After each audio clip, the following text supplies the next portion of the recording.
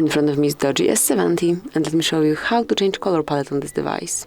So, if you'd like to pick some other colors of your display and actually of the whole device, just open the settings at first. In my case, they are right here. Scroll down to the very bottom of the list and open System. Click on About Phone, locate build number, and then click on it 7 times. As you can see, this action unlocked developer options, so let's go back and now click on developer options. And now we are in panel which will allow us to change this color space. You just need to scroll down and locate for possibility to simulate color space. It is right here. Just mark it. And now you can pick whatever palette you only want to apply. It can be monochromacy, red-green,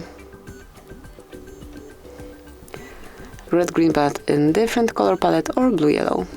And you can see the difference clearly on your home screen. So let me show you also, for example, red-green. Here it is. And then if you'll go back to default, just pick disabled, and now you've got the standard colors. And this is it. This is how you can simulate color space. Thank you for watching. Please subscribe our channel and leave the thumbs up.